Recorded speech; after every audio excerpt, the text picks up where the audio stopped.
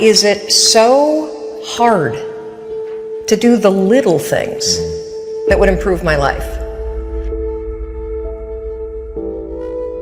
The way that our minds are designed is our minds are designed to stop you at all costs from doing anything that might hurt you. There are so many people in the world, and you know, you may be watching this right now, and you have these incredible ideas, and what you think is missing is motivation. And that's not true. Because the way that our minds are wired, and the fact about human beings, is that we are not designed to do things that are uncomfortable or scary or difficult. Our brains are designed to protect us from those things because our brains are trying to keep us alive. And in order to change, in order to build a business, in order to be the best parent, the best spouse, to do all those things that you know you want to do with your life, with your work, with your dreams, you're going to have to do things that are difficult, uncertain, or scary, which sets up this problem for all of us. The one thing we have in this world is we can't control the events, but we can choose what to focus on, we can choose what things mean, and we can choose what to do. Those three choices, those three decisions really control our life. You can always make a decision. That's always in your control. Staying with somebody that treats you like garbage is a decision. It is. Staying at a job that you hate is a decision. Staying in the body that you are not proud of is a decision. Is it going to be easy? No, it's not going to be easy to change. It's simple. It's your job to push yourself. It's not the smartest people who achieve success. It's the people who procrastinate less, make fewer excuses, as they take actions every day towards the goals that they want to achieve. Indecision is the thief of opportunity. Indecision means the door is still closed. Indecision means the opportunity waits. Indecision means what could be is postponed or may never be. If you want to be successful in anything in life, never leave the sight of setting a goal without doing something that commits you to fulfillment. The next morning, the alarm goes off, and I pretended NASA was there. It's the stupidest story. I literally went 5, 4, 3, 2, 1. I counted out loud, and then I stood up.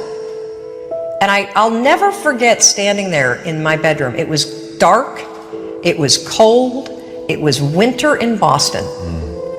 And for the first time in 3 months, I had beaten my habit of hitting the snooze button.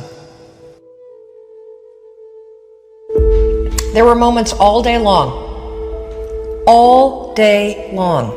just like that 5-second moment in bed, where I knew, knowledge, what I should do. And if I didn't move within 5 seconds, my brain would step in and talk me out of it. Every human being has a 5-second window. It might even be shorter for you.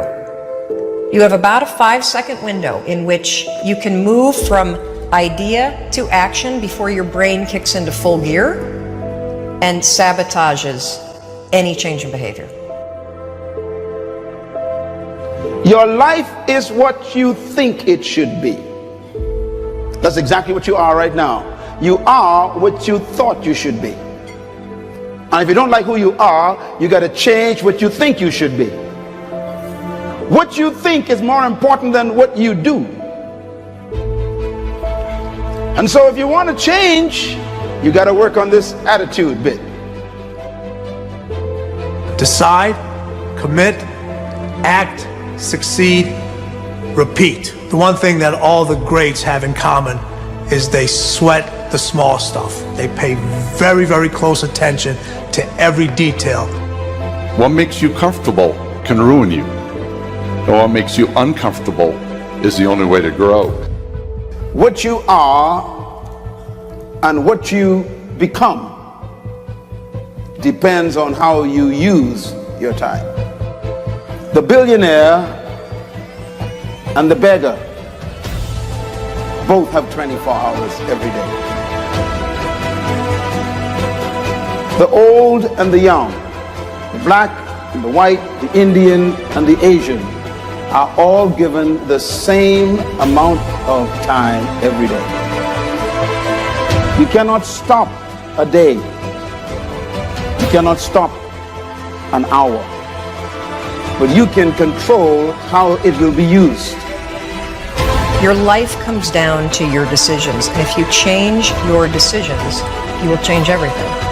When you understand the power of a 5-second decision, and you understand that you always have a choice to go from autopilot to decision maker, everything in your life will change. You will be a different negotiator. You will be different in sales. You will be unstoppable in the gym, because you will realize the amount of garbage that you put in the way of your hopes, of your dreams, of your potential, of your confidence, of your courage. Everything comes down to the decisions that you make. Take ownership. Take extreme ownership. Don't make excuses. Don't blame any other person or any other thing. Get control of your ego. Take ownership of everything in your world, the good and the bad. Take ownership of your mistakes. Take ownership of your shortfalls. Take ownership of your problems. And then take ownership of the solutions that will get those problems solved. Take ownership of your mission. Take ownership of your job, of your team, of your future, and take ownership of your life. The first source of inspiration is deciding. Second source of inspiration is planning. And now, here's a big source of inspiration: beginning. Getting started. Actually turning thought and the notes on the paper, the plans, actually now committing it to action. Getting started. I'm a humongous believer that ideas are and that execution's the game. Well, I think the one thing that discipline definitely does help you with is it helps you get things done. And when you get things done, when you actually do things, you have more success. If you have more success, and sometimes a big part of success is just not being f***ing lazy and just doing it. Yeah. That's like 90% of it is just showing up. Get there and start working. Like, you're not gonna feel perfect every day. If I only worked out when I felt good, I'd be a fat f***.